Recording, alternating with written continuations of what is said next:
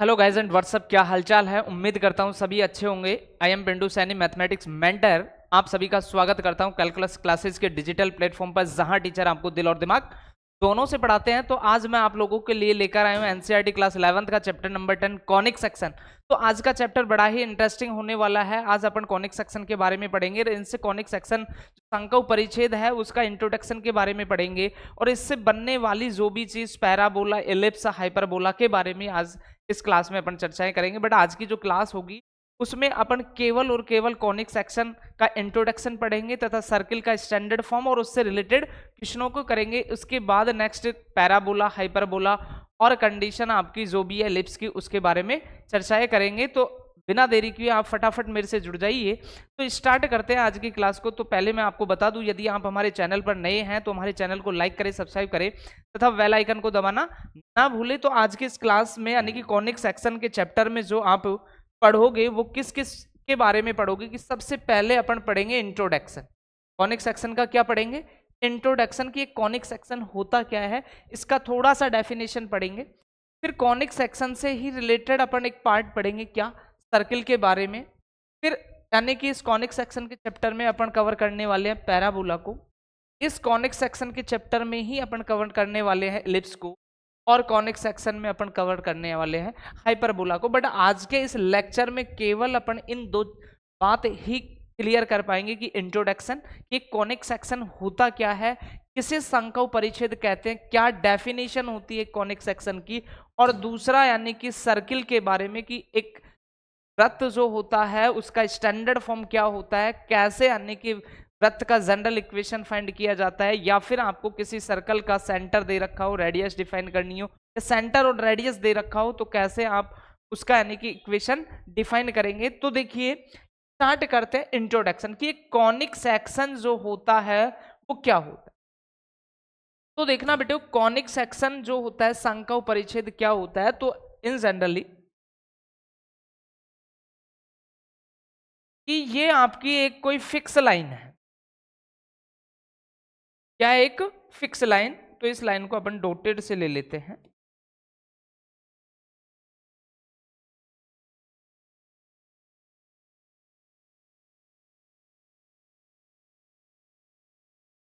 और इस लाइन के सेंटर से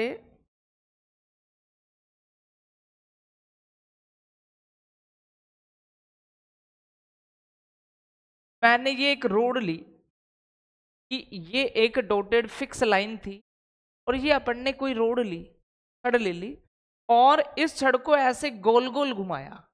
इस छड़ को अपन ने क्या किया? ऐसे गोल गोल घुमाया, और आपने बहुत स्पीड से जब इसको घुमाया, बहुत स्पीड से जब आपको घुमाया, तो इसने यहां क्या जनरेट किया? एक कौन जनरेट किया। क्या जनरेट कर दिया? आपको एक कौन जनरेट कर दिया, यानी कि एक शंकु जनरेट कर दिया, शंकु बनाया। क्योंकि जैसे इसको आप ऐसे गोल गोल घुमाओगे तो इधर से, बट ये रेखा यहां से घूमेगी तो एक कौन नीचे जनरेट होगा और एक कौन ऊपर जनरेट। तो यानी कि ये बार बार घुमाने से क्या कर रही है?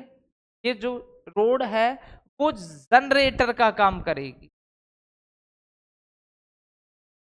किसका काम करेगी? जनरेटर का। और ये फिक्स है तो ये किसका काम करेगी? एक्सिस का काम करेगी। तो यदि आप इसको गोल गोल घुमाते हैं तो ये आपको कैसा दिखेगा? तो ये दिखेगा आपको कुछ इस तरीके का, यानी कि ऐसे डबल कौन बनेंगे। क्या बनेंगे? ऐसे डबल कौन आपके पास बन जाएंगे कि ये कोई छड़ थी, ये फिक्स लाइन थी, को आपने गोल गोल घुमाया तो ये क्या बन गया? डबल कौन बन गया। तो ये तो यानी कि शंकु हुआ। और कैसा शंकु हो गया? डबल शंकु हो गया। अब कॉनिक सेक्शन यानी संकव परिच्छेद क्या करते हैं? तो जब अपन इसको यानी कि किसी समतल के द्वारा विभिन्न विभिन्न प्रकार से क्या करेंगे? इंटरसेक्ट करेंगे, प्रतिच्छेद करेंगे, तो वहां से अपन को सारी कंडीशनें मिलेंगी। आपको क्या? सर्किल भी मिलेगा, पैराबोला भी मिलेगा, एलिप्स भी मिलेगा, और हाइपरबोला भी मिलेगा। तो अगर मैं कॉनिक सेक्शन के डेफिनेशन की बात करूं कि एक कॉनिक सेक्शन होता क्या है, तो एक कोण को यदि कोई समतल, एक कोण को यदि कोई समतल क्या करता है? प्रतिच्छेद करता है। तो वो प्रतिछेदन जो वक्र होगा वो ऑलवेज आपका क्या कहलाएगा, कॉनिक सेक्शन कहलाएगा, संकव परिच्छेद कहलाएगा। यानी कि सिंपल सा डेफिनेशन क्या हुआ कि एक शंकु को एक समतल के द्वारा प्रतिच्छेद करने पर जो वक्र प्राप्त होता है वो आपका क्या प्राप्त होता है, कॉनिक सेक्शन यानी कि संकव परिच्छेद कहलाता है। ये बेसिक सा डेफिनेशन हो गया आपका किसका, संकव परिच्छेद। बाकी ये तो विजुअलाइजेशन किया है अपन ने कि किस तरीके से एक सांकव परिच्छेद होता है, बट अगर इसका स्टैंडर्ड फॉर्म देखे सांकव परिच्छेद का तो वो स्टैंडर्ड फॉर्म आपको क्या मिलेगा, तो देखना स्टैंडर्ड फॉर्म के लिए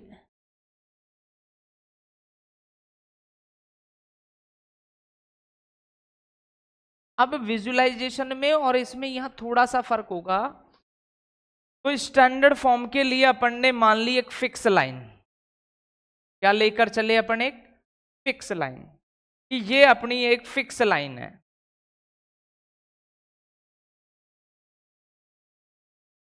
ठीक है, अपन ने ले लिया एक फिक्स पॉइंट, एक क्या ले लिया, फिक्स पॉइंट जिसका नाम दिया गया एस, से कहा गया फोकस, क्या कहा गया, फोकस। अब एक कोई मूवमेंटिंग पॉइंट है पी, मूवमेंटिंग पॉइंट क्या है पी, यानी कि बिंदुओं का बिंदु पथ, यानी कि बिंदुओं का बिंदु पथ लॉकस।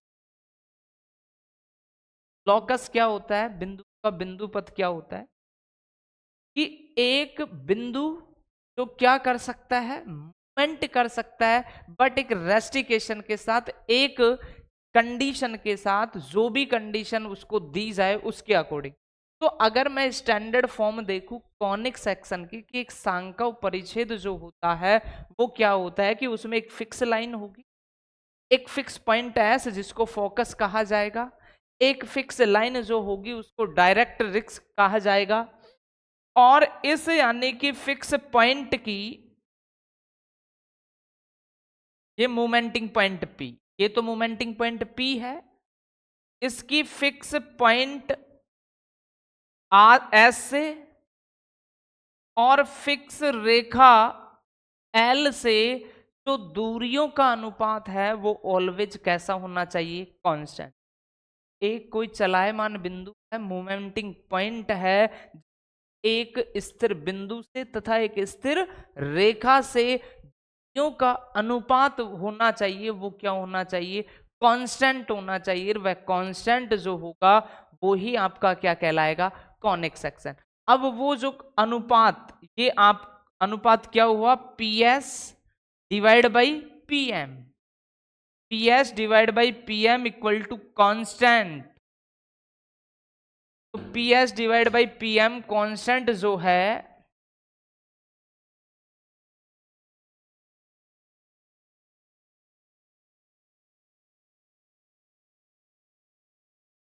S divide by P M equal to constant, और कांस्टेंट का नाम क्या दिया गया, यहां कॉनिक सेक्शन के लिए उस कांस्टेंट का नाम क्या दिया गया, ई, और ई को क्या बोलते हैं, एसिसेंट्रिसिटी बोलते हैं, उत्केंद्रता बोलते हैं। तो एक कॉनिक सेक्शन जो हुआ वो क्या हुआ कि एक फिक्स पॉइंट से और एक फिक्स रेखा से किसी मोमेंटिंग पॉइंट का जो रेशियो है वो ऑलवेज कैसा आना चाहिए, कांस्टेंट आना चाहिए। वो कांस्टेंट रेशियो ही आपका क्या कहलाएगा, कॉनिक सेक्शन कहलाएगा। कांस्टेंट रेशियो ही क्या कहलाएगा, कॉनिक सेक्शन। तो इसको लिखना चाहो तो क्या लिख सकते हो, P S equal to E P.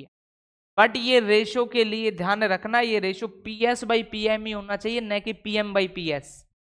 क्या कि पहले स्थिर बिंदु से यानी कि दूरी और फिर स्थिर रेखा से दूरी का जो अनुपात है उसे क्या कहा गया, ई कहा गया। Meaning P S divide by P M का अनुपात ये होना चाहिए, न कि P M divide by P S का अनुपात।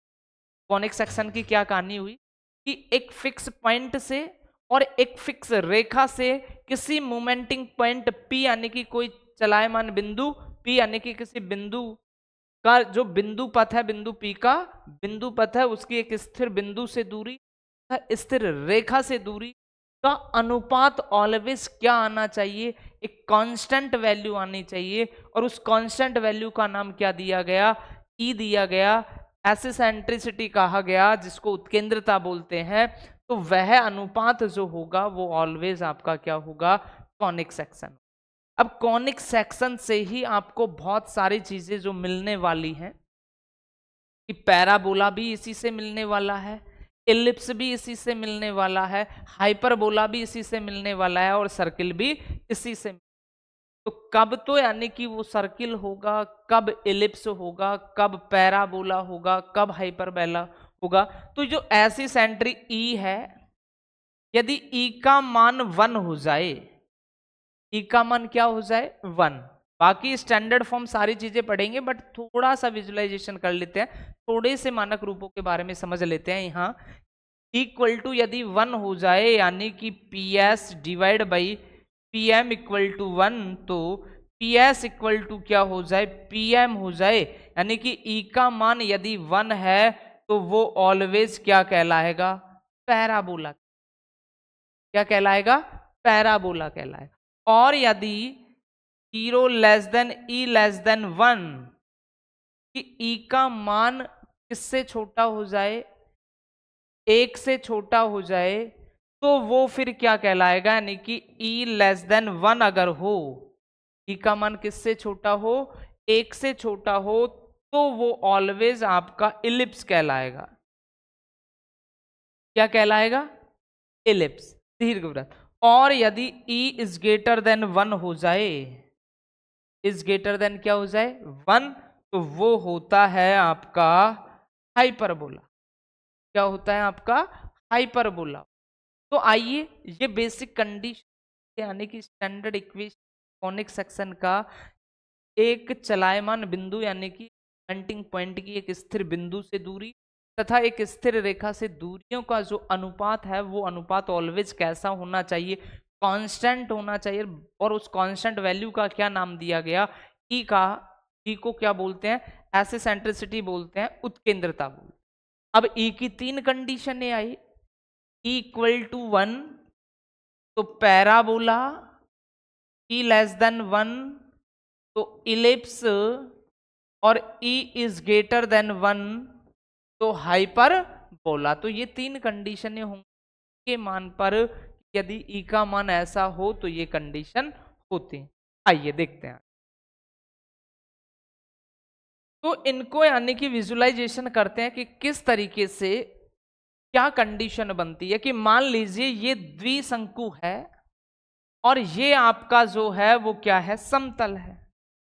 ये आपका क्या है, समतल है।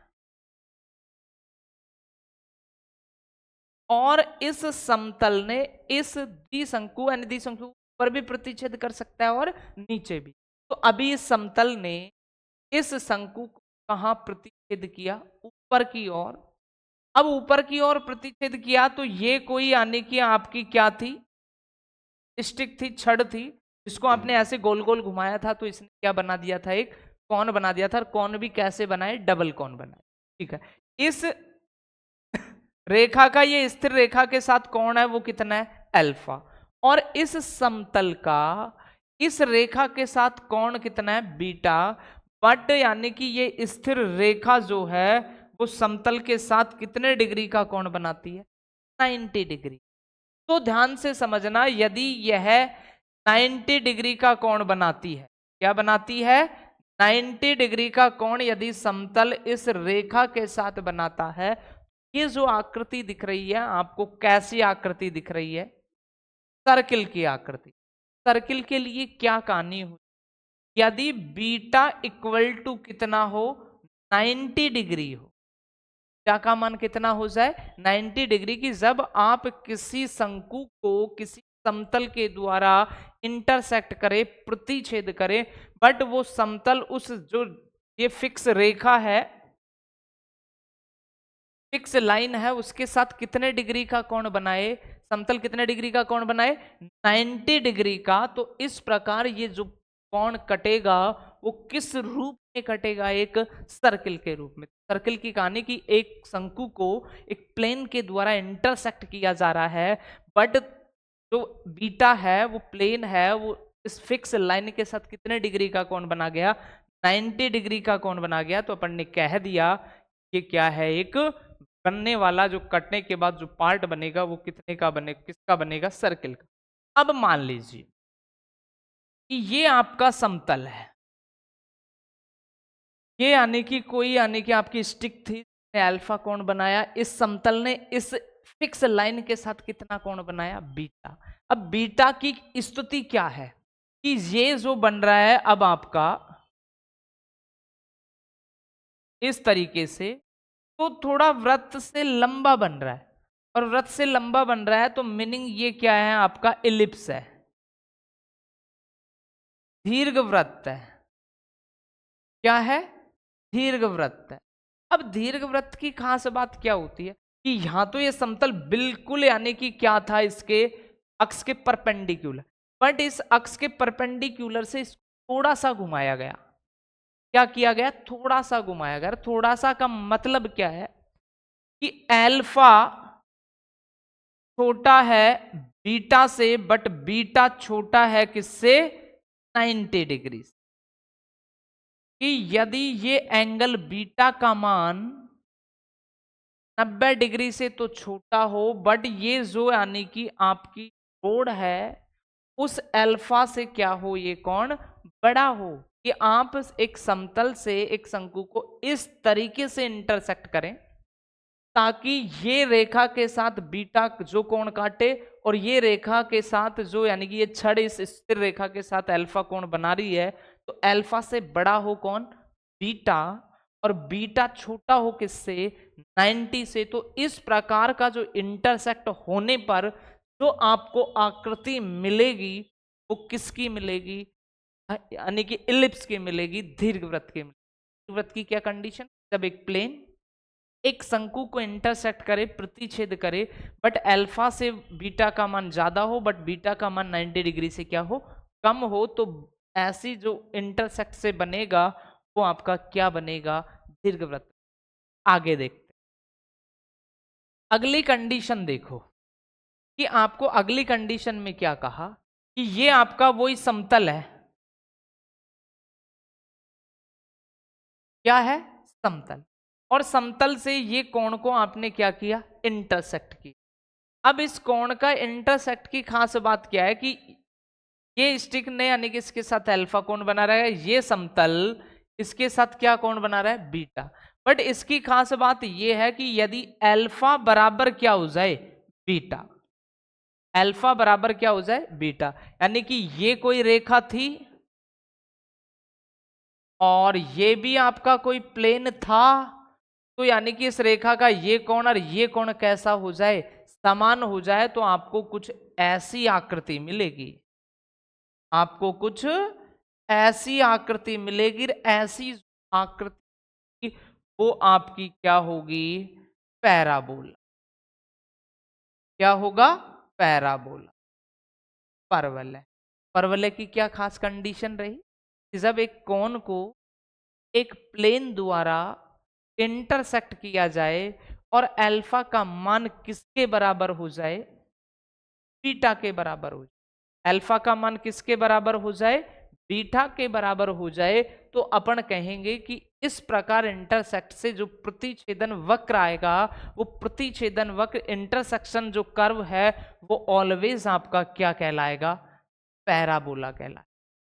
क्या कहलाएगा, पैराबोला। आइए आगे बढ़ कि जब किसी कोण को, ये क्या है, कोई समतल है, क्या है, समतल, ये जो है आपका नीला नीला कलर का दिख रहा है वो क्या है, एक समतल, और ये क्या है, एक त्रिकोण है।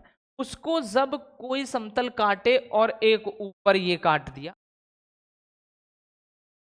और एक नीचे ये काट दिया, ठीक है, तो ऊपर और नीचे कब काटेगा, तो इसकी खास कंडीशन होगी कि बीटा या तो 0 less than equal to beta होगा, 0 less than equal to B, कि ये जो प्लेन है या तो बिल्कुल इस अक्ष के जो फिक्स लाइन है इसके क्या होगा, पैरेलल होगा, तो यानी कि बीटा का मान क्या भी हो सकता है, 0। यानी कि इसके साथ वो कितने डिग्री का कोण बनाए, 0, या 0 से थोड़ा क्या रहे, ये बीटा का मान बड़ा रहे, बीटा का मान क्या रहे, बड़ा। बट अल्फा से ये जो कोण बनेगा उससे ऑलवेज क्या रहे, छोटा रहे। तो जो प्लेन इस कॉनिक कोण को, डबल कोण को जो इंटरसेक्ट करेगा वो ऊपर भी इंटरसेक्ट करेगा और नीचे भी इंटरसेक्ट करेगा, यानी कि कुछ इस तरीके की कंडीशन आपको नजर आएगी। इस कंडीशन, इस प्रकार की कंडीशन आपका ऑलवेज क्या कहलाएगा, हाइपरबोला कहलाएगा। क्या कहलाएगा, हाइपरबोला। तो ये विजुअलाइजेशन किया अपन ने कि एक द्विकोण को एक प्लेन द्वारा इंटरसेक्ट किया जाए तो वो प्लेन ऊपर भी इंटरसेक्ट कर दे और नीचे भी इंटरसेक्ट कर दे। अब आपके माइंड में आ रहा होगा कि सर इस प्लेन को यहाँ ओरिजिन से इंटरसेक्ट कराएं, तो बिल्कुल ये आपकी स्ट्रेट लाइन की कहानी है कि अगर ये प्लेन बिल्कुल यहां से इंटरसेक्ट करता है तो यानी कि ये क्या मिलता है आपको, एक पॉइंट प्राप्त हो इसके, यानी कि वर्टेक्स से जाता है तो ये क्या है, पॉइंट। बट अपन को अभी फिलहाल प्लेन को या तो ऊपर वाले कोण को इंटरसेक्ट करना है या नीचे वाले कोण को क्या करना है, इंटरसेक्ट। तो ये 4 कंडीशनों का विजुअलाइजेशन किया अपन ने। कब सर्किल होगा, कब आपका एलिप्स होगा, कब आपका यानी कि पैराबोला होगा, कब हाइपर पैराबोला होगा। छोटी छोटी सी कंडीशनें थी सर्किल के लिए। तो बीटा इक्वल टू कितना था, 90। अगर सर्किल है तो प्लेन है, वो फिक्स लाइन के साथ कितना कोण बनाना चाहिए, कितना कोण बनाना चाहिए, 90। यदि इलिप्स की बात करें तो beta alpha less than beta less than कितना, 90। कि अल्फा से तो बीटा बड़ा होना चाहिए बट बीटा 90 से क्या होना चाहिए, छोटा। और ये एंगल जो बन रहे हैं सारे अल्फा बीटा, वो एक फिक्स लाइन से बन रहे हैं। किससे बन रहे हैं, फिक्स लाइन से। तीसरा, यदि अल्फा बराबर ही क्या हो जाए, बीटा, तो फिर वो आपका क्या है, पैराबोला है। और डी में यदि 0 less than equal to beta, कि बीटा या तो यानी कि प्लेन है वो बिल्कुल अक्ष के क्या हो, पैरेलल, या फिर बीटा का मान अल्फा से क्या हो जाए आपके पास छोटा, तो वो आपका क्या हुआ, हाइपरबोला। क्या हुआ, हाइपरबोला। तो ये कंडीशनें थी। कॉनिक सेक्शन से आपको सारी बातें मिली, एक वृत्त कैसे मिला, एक पैराबोला कैसे मिला, एक हाइपरबोला कैसे मिला, एक एलिप्स आपको कैसे दिखा। तो ये अपन ने विजुअलाइजेशन की, अपन समझ पाए कि कल को यदि द्विकोण को एक प्लेन द्वारा इंटरसेक्ट किया जाता है तो प्रतिछेदन वक्र जो आता है वो कॉनिक सेक्शन कहलाता है। बट अगर वो प्लेन की एंगलों को अपन चेंज करते जाएं एक फिक्स रेखा के साथ, तो वो किस तरीके से सर्किल क्रिएट करेगा, किस तरीके से इलिप्स क्रिएट करेगा, कैसे पैराबोला होकर कैसे हाइपरबोला हो। ये तो विजुअलाइजेशन किया है। अब इनका स्टैंडर्ड फॉर्म भी अपन पढ़ेंगे, बट आज के इस लेक्चर में केवल और केवल किसके बारे में चर्चाएं करेंगे, सर्किल के बारे में चर्चा करेंगे कि वृत्त क्या होता है। तो आइए देख, तो वृत्त का स्टैंडर्ड फॉर्म देखते हैं। Standard form of a circle,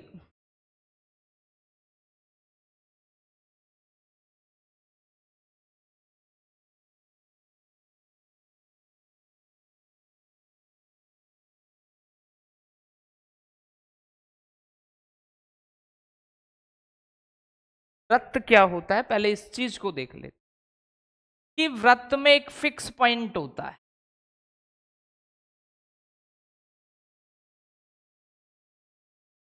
क्या होता है, फिक्स पॉइंट। और एक कोई मोमेंटिंग पॉइंट क्या होता है, पी।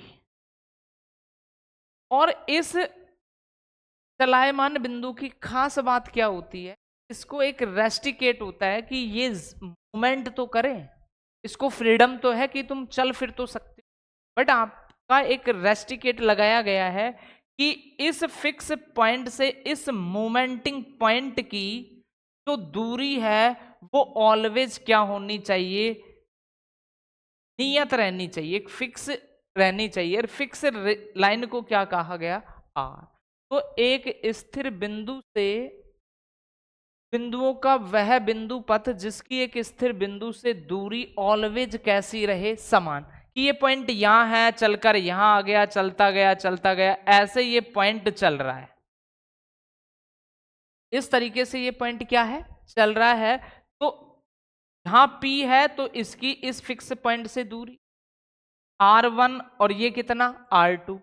यहां P आ गया तो इसकी इस फिक्स पॉइंट से दूरी कितना? R3। यहां P आ गया तो इसकी इस फिक्स पॉइंट से दूरी R4। ऐसे ये यहां आ गया P तो इसकी R5 और ये R1 R2 R3, R1 बराबर R2 बराबर R3 equal to R4 equal to क्या हो? R5 हो। तो यानी कि फिक्स पॉइंट से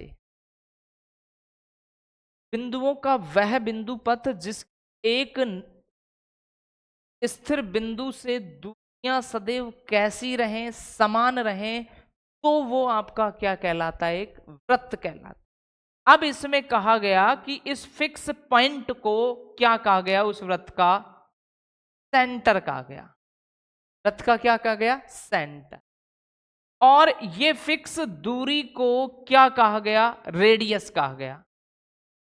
क्या कहा गया? रेडियस। तो आइए देखते हैं कि एक वृत्त में होता क्या है।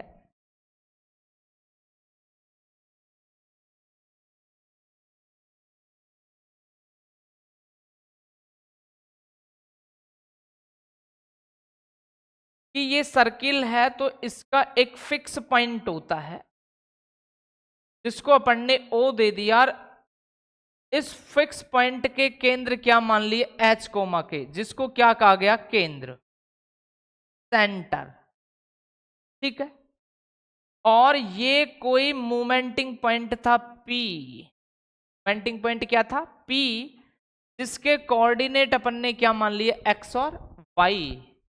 और इस फिक्स पॉइंट से इस मोमेंटिंग पॉइंट की जो दूरी है उसको अपन ने क्या मान लिया? R मान लिया। तो अपन ने क्या मान लिया? R। ठीक है। तो जो ये फिक्स पॉइंट था उसे केंद्र कहा गया, इसको वृत्त की क्या कहा गई? त्रिज्या। तो अपन को चाहिए स्टैंडर्ड फॉर्म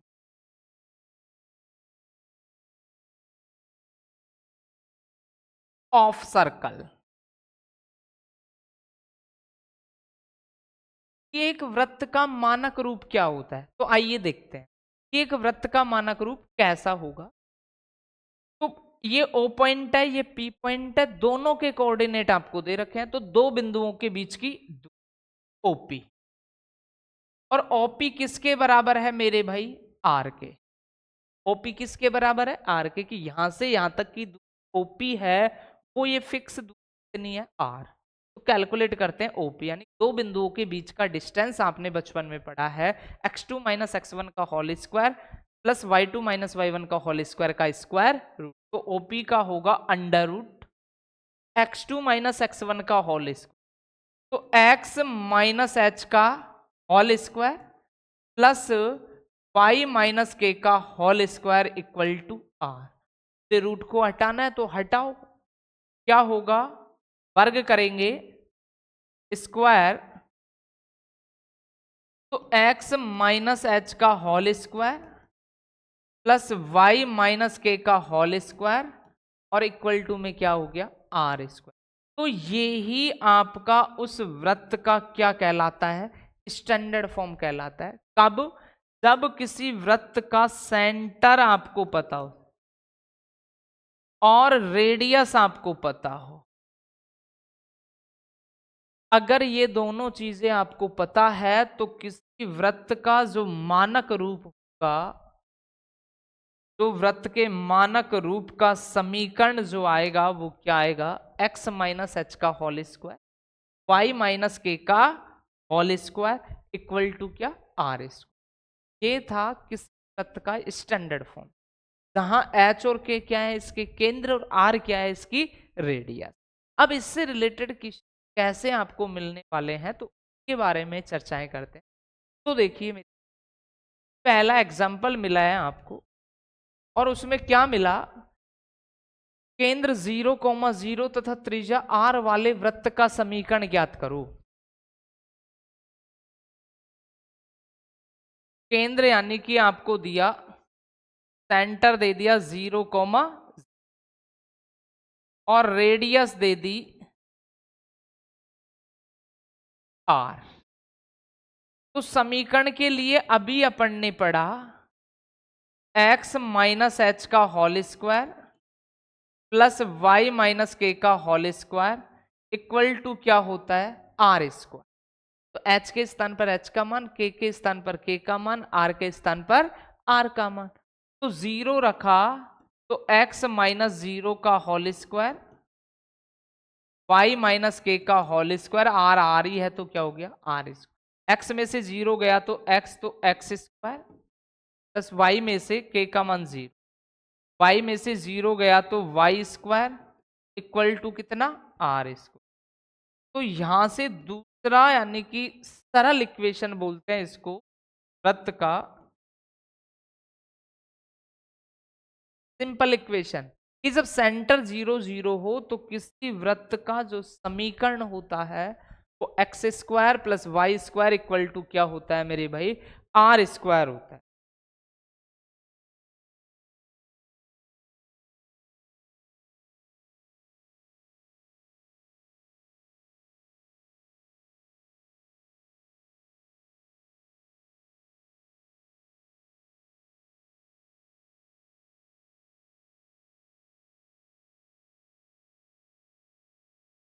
तो देखो आगे बढ़ते हैं। सेकंड एग्जांपल कहा कि केंद्र -3,2 तथा त्रिज्या r, आपको सेंटर दिया कितना, -3,2 और रेडियस कितना 4। तो अभी अपन ने फॉर्मूला पढ़ा था वृत्त का, कि इक्वेशन जो होगा क्या होगा, x माइनस एच का whole square plus y minus k का whole square equal to r square. Centre के मान पर सेंटर के मान, r के स्थान पर r का मान। तो x माइनस एच का मान माइनस माइनस प्लस का 3 का whole square plus y minus 2 का होल स्क्वायर, 4 का क्या हो गया, होल स्क्वायर।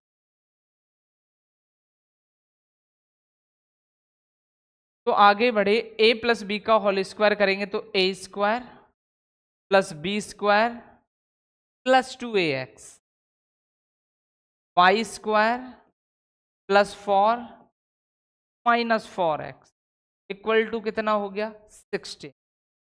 एक्स स्क्वायर फिर लिखो किसको, वाई स्क्वायर फिर लिखो किसको, 6x फिर किसको लिखो, वाई आई माइनस का 4y, और 4 कितना हो गया, 13, और इक्वल टू में कितना है, 16। क्या लिखोगे, x square plus Y square plus 6x minus 4y equal to 13, इधर को गया तो माइनस का कितना आ गया, 3। या तो ऐसे लिख दो, या फिर x square plus Y square plus 6x minus 4y minus 3 equal to.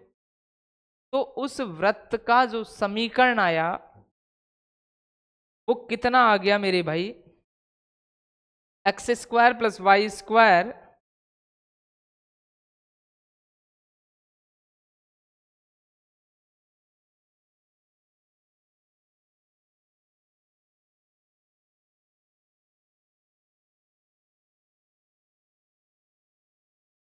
X square plus Y square plus 6x minus 4y minus 3। आगे बढ़ते हैं। वृत्त x square plus Y square plus 8x plus 10y minus 8 equal to 0 का केंद्र, और अब तक तो अपन को रेडियस दे रखा था और सेंटर दे रखा था। अब आपसे क्या कहा कि जनरल इक्वेशन दे दिया, वहां तो इक्वेशन पूछ रहा था, या जनरल इक्वेशन आपको दे दिया और उनके रेडियस और सेंटर पूछे। तो देखना, वैसे तो जनरल इक्वेशन होता है x square plus Y square plus 2gx plus 2fy plus equal to 0, but आपके एनसीईआरटी में आपको इसको फॉलो नहीं करना है। आपका जो स्टैंडर्ड है उसी स्टैंडर्ड से आपको काम करना होगा। तो देखिए, आपको जो कंडीशन मिली इक्वेशन की x square plus Y square plus 8x plus 10y minus 8 equal to 0 मिला, और इससे रिलेटेड आपको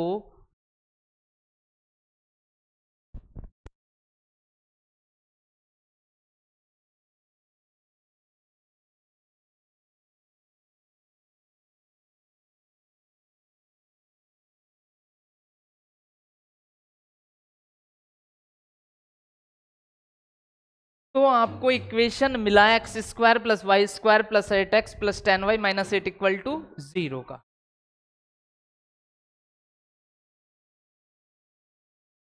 और इससे आपको सेंटर और क्या चाहिए, रेडियस चाहिए। सेंटर और क्या चाहिए, रेडियस। तो देखते हैं कि आपको किस तरीके से इसका सेंटर और रेडियस, तो आपने स्टैंडर्ड फॉर्म क्या पढ़ा है,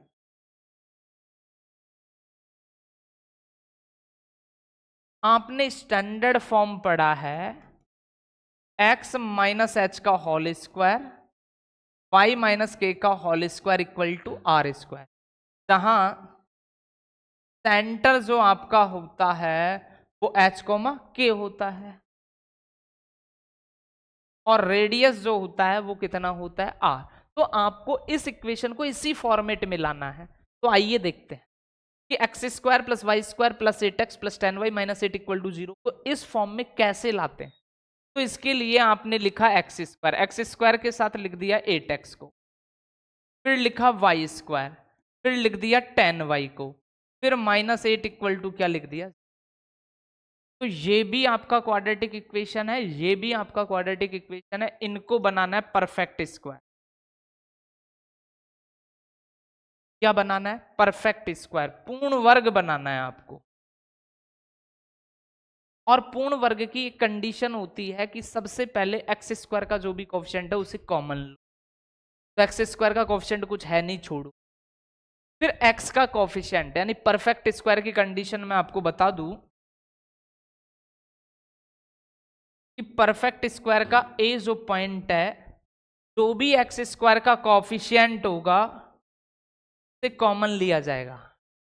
इसके बाद सेकंड पॉइंट पर एक्स का जो कोफिशिएंट है उसको लो, coefficient of X, coefficient of X ले लिया। एक्स का कोफिशिएंट, उसका आपको क्या करना पड़ेगा, हाफ, आधा करना पड़ेगा। आधा करने के बाद जो भी आधा आएगा उसका क्या करना पड़ेगा, वर्ग। वर्ग करने के बाद उस इक्वेशन में एक बार जोड़ना है और एक बार घटाना है। तो आइए बनाते हैं परफेक्ट। तो एक्स स्क्वायर का कोई कोफिशिएंट नहीं है, यानी कि पहला स्टेप आपको पहले से सॉल्व मिला है, कुछ करने की आवश्यकता नहीं पड़ी। इसके बाद x का कोफिशिएंट कितना है, 8। ठीक है मेरे भाई। फिर x के कोफिशिएंट का क्या करना है, आधा। तो हाफ करेंगे, आधा करेंगे, तो 8 का कितना हो गया, 4। उसका स्क्वायर करो 16। तो एक बार इसमें जोड़ो और एक बार घटाओ। तो X square plus 8x plus का 16 और माइनस का 16। ठीक है यहां तक। अब किस पे आओ, इसी तरीके से y को भी क्वाड्रेटिक है तो परफेक्ट स्क्वायर बनाना है। तो y स्क्वायर का कोई कोफिशिएंट है क्या, नहीं। y का कोफिशिएंट कितना है, 10। उसका हाफ करोगे तो कितना आएगा, 5। उसका स्क्वायर करोगे तो कितना आएगा, 25। ऐड कर दो और सब्ट्रैक्ट कर दो। तो y square plus 10y plus का 25 माइनस का कितना, 25 माइनस 8 इक्वल टू कितना हो गया आपका। अब यहां से यहां तक को क्या लिख सकते हो, x प्लस 4 का होल स्क्वायर, क्योंकि x प्लस 4 तो X square plus 8x plus का 16। अगर x का कोफिशिएंट पॉजिटिव है तो ये 4 पॉजिटिव, अगर x का कोफिशिएंट नेगेटिव होता है तो ये 4 कैसा लेते हैं, नेगेटिव। अब देखो यहां तक का हो गया, माइनस 16 था ही, चलो अभी इसको बाद में इधर को ले जाए। प्लस यहां से यहां तक की स्थिति को देखो, Y square plus 10y plus 25। तो y लिख दो वाई स्क्वायर का, तो 25 का कितना लिख दो, 5। y पॉजिटिव है तो होल स्क्वायर। अब देखना इक्वल टू में कितना था,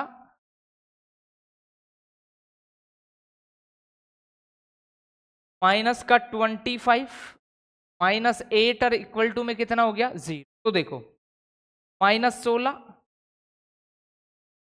और ये कितना,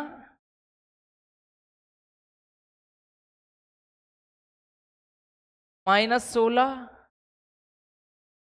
और माइनस 25 और कितना 8। सारे माइनस के इधर को ले जाओ तो 16 हो गया प्लस का 25 हो गया, प्लस का कितना हो गया 8, ठीक है। x प्लस 4 का होल स्क्वायर, y प्लस 5 का होल स्क्वायर इक्वल टू जोड़ो, 8 और 5 13 और 6 कितना हो गया 19, ठीक है मेरे भाई। तो 9 2 और 1 3 और 1 4 कितना हो गया 49। तो देखो x प्लस 4 का होल स्क्वायर, y प्लस 5 का होल स्क्वायर, और इसको क्या लिख सकते हैं 7 का होल स्क्वायर। तो x प्लस 4 का whole square plus y plus 5 का होल स्क्वायर इक्वल टू 7 का होल स्क्वायर। तो h बराबर क्या चमकेगा देखो, तो x माइनस एच, तो माइनस आता है बट माइनस माइनस क्या हुआ है प्लस, यानी कि ये कितना रहा होगा माइनस। k का मान कितना है बोलो -5, r बराबर कितना हो गया 7। तो यही चीज पूछ, सेंटर h कोमा k होता है, वो कितना हो गया आपके पास -4 कोमा -5, और रेडियस कितनी 7। तो इसका जो सेंटर हुआ वो तो हो गया -4 कोमा -5, और जो रेडियस हो गई वो क्या 7। तो आपको इसी पैटर्न को फॉलो करना है, न कि जो जनरल इक्वेशन आपने पढ़ा है, सर्किल का जनरल इक्वेशन होता है x square plus Y square plus 2gx plus 2fy plus C equal to, जहां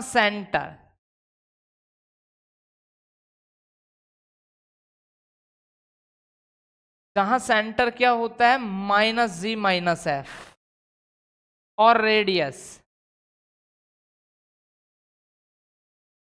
under root F square plus G square minus C. तो देखो X square plus Y square plus 2gx plus 2fy plus C equal to, तो जब compare करोगे उसका किससे, तो X square था प्लस वाई स्क्वायर था, प्लस का कितना था आपके पास वो 8x 10y, 8x था 10y था माइनस 8 इक्वल टू क्या था 0।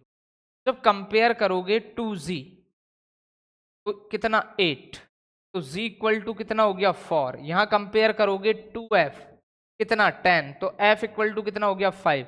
तो जो सेंटर हो गया -4 और माइनस कितना हो गया 5।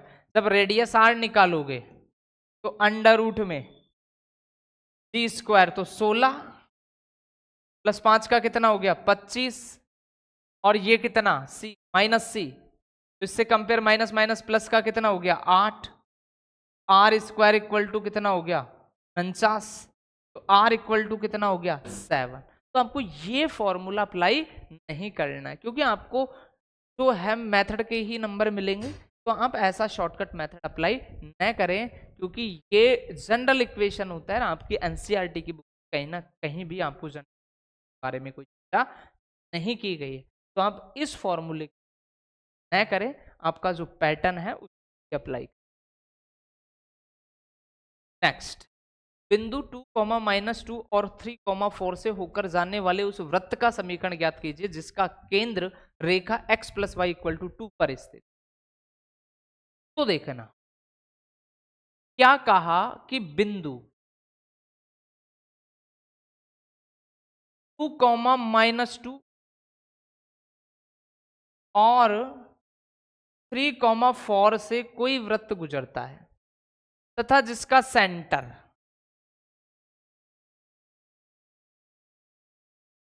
h, के अपन ने माना है वो किस पर स्थित है, x plus y equal to 2 रेखा पर स्थित।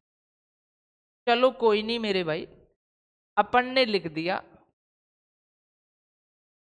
सेंटर h, के है, और रेडियस क्या मान ली अपन ने r। ये दो चीजें अपन ने मान ली। तो जो इक्वेशन होगा वो क्या होगा, x माइनस एच का whole square plus y minus k का होल स्क्वायर इक्वल टू कितना होगा आपका आर स्क्वायर, और इसको दे दिया अपन ने फर्स्ट। अब जो जो चीजें दे रखी हैं उन पे आइए आप। तो आपसे क्या कहा गया कि ये वृत्त एक है, वो कौन से बिंदु से गुजरता है 2, -2। तो लिखेंगे वृत्त बिंदु 2 कॉमा -2 से गुजरता। तो जब वृत्त को इस बिंदु से आप गुजारोगे तो x के स्थान पर 2 और y के स्थान पर कितना रखोगे, -2 रखो। तो -h का होल स्क्वायर प्लस -2 -k का होल स्क्वायर इक्वल टू में कितना, r स्क्वायर। कैलकुलेट करो a माइनस बी का होल स्क्वायर, तो 4 प्लस h स्क्वायर -4h। अब इसको देखना, ये भी माइनस ये भी माइनस, माइनस इनको स्क्वायर के कारण क्या ही हो गया, प्लस। तो आप तो प्लस समझो, कितना 4 प्लस कितना k स्क्वायर प्लस का कितना 4k। आगे बढ़े तो इक्वल टू में क्या आ गया, r स्क्वायर। h स्क्वायर लिख लिया प्लस k स्क्वायर लिख लिया -4k लिख लिया प्लस 4h, माइनस का 4h लिख लिया प्लस का 4k, 4 और 4 कितना लिख दिया 8, और इक्वल टू में r स्क्वायर। ये हो गया इक्वेशन सेकंड। आगे उसने क्या कही, ये जो वृत्त आया है समीकरण 1 वो कौन से पॉइंट से भी गुजरता है, तो लिखेंगे वृत्त 1 बिंदु 3,4 से गुजरता है। तो गुजार दो, x के स्थान पर 3 और y के स्थान पर कितना 4, 3 माइनस h का होल स्क्वायर 4 माइनस k का होल स्क्वायर इक्वल टू क्या लिख दो, r स्क्वायर। कैलकुलेट कर लो, 9 प्लस h स्क्वायर -3 दूनी 6h, 16 plus k square minus का 8k इक्वल टू कितना हो गया, r स्क्वायर। अब देखो h square plus k square -6h plus का वो माइनस का 8k और 16 और 9 कितना हो गया 25 इक्वल टू कितना r स्क्वायर। ये हो गया इक्वेशन थर्ड। अब देखना कि ये अगर अपना समीकरण है तो मुझे h भी चाहिए, k भी चाहिए और r भी। तो h k और r में कितने इक्वेशन चाहिए होंगे अपन को, एक ये आ गया एक ये आ गया, एक इक्वेशन और चाहिए। तो एक और इक्वेशन के लिए उसने और भी कुछ कहा है। सेंटर h, 3 तो आपने माना है वो x plus y equal to 2 पर स्थित। केंद्र h, k रेखा x plus y equal to पर स्थित है। अब इस पर स्थित है तो क्या होगा, देखो x के स्थान पर h, y के स्थान पर k और इक्वल टू में कितना आ गया 2। ये इक्वेशन हो गया 4। तो h और k में कितने इक्वेशन आ गए 3। तो अब आप समीकरण 2 और 3 को हल कर लें, समीकरण 2 और 3 को। तो आइए समीकरण 2 और 3 को हल करते हैं।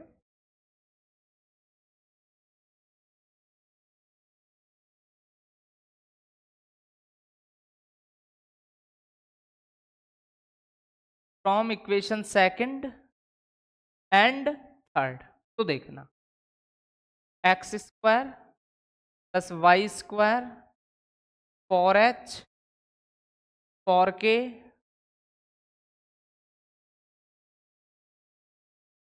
h square plus k square 4h 4k plus 8 minus का 4h है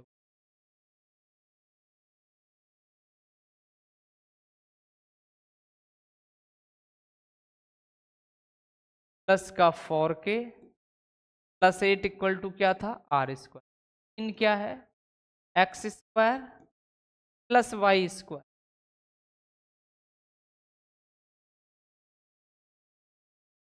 h square plus k square -6h -8k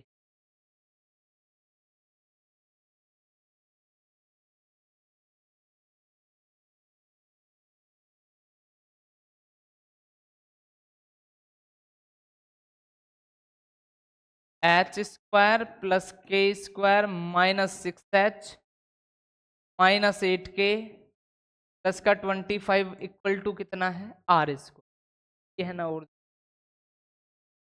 h square के -6 -8 प्लस का 20। ठीक, अब ये समीकरण दोनों में क्या है, आर स्क्वायर, तो दोनों को बराबर रखेंगे, h square plus k square minus 4h 4k plus 8 equal to में h square plus k square minus 6h minus 8k plus का कितना 25, एच स्क्वायर के स्क्वायर से एच स्क्वायर के स्क्वायर क्या हो गया, कैंसिल, माइनस का तो 4h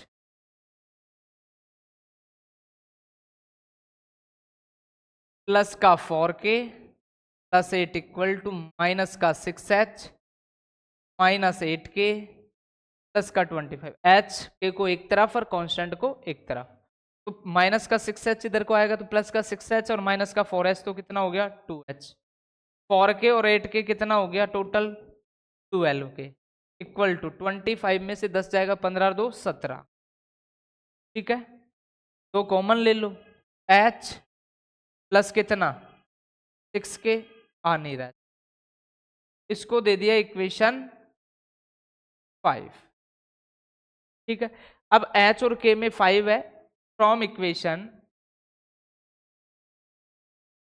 4th and 5th से देख, 4th तो क्या है आपके पास h प्लस के इक्वल टू 2, h प्लस के इक्वल टू 2 और 5 क्या है 2h plus 12k equal to कितना है 70, तो अपन को तो यहां इसको किससे गुणा कर ले 2 से, 2h हो गया, k हो गया 4 हो गया, 2h हो गया 12k हो गया 70, माइनस माइनस माइनस, ये तो क्या हो गया आपका कैंसिल, ये कितना हो गया minus 10k equal to minus का 17 है, 17 में 4 गया तो माइनस का कितना 13, माइनस से minus cancel, k equal to 13/10, k equal to 1 point कितना 3, k का मान कितना आ गया 1 पॉइंट, तो किसी भी समीकरण में रख दो, तो h प्लस के इक्वल टू 2 में ही रख दो, तो h प्लस के इक्वल टू 2 में जब रखोगे तो k का मान 1.3,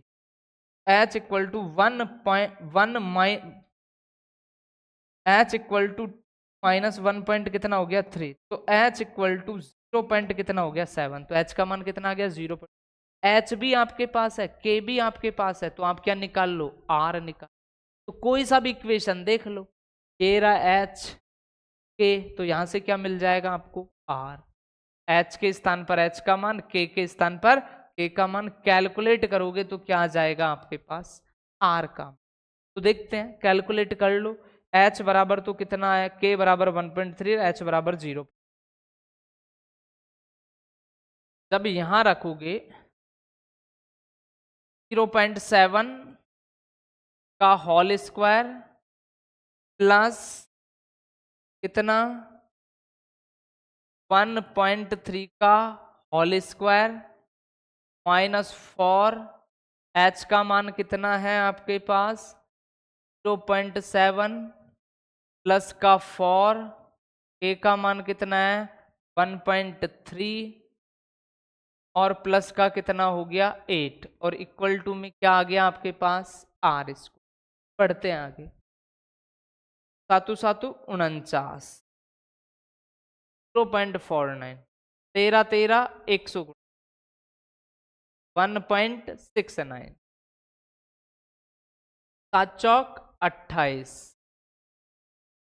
0.8, 13 चौकू 52, 5.2 प्लस 8 इक्वल टू में क्या हो गया r स्क्वायर, तो जोड़ो 0.49 1.69 प्लस प्लस को एक साथ जोड़ लो, 8 है 0.49 है, ठीक है 1.69 है और 5 पॉइंट कितना है 2 है, तो जोड़ोगे 9 दूनी 18 का 8 हो गया, रिमाइंडर कितना हो गया 1,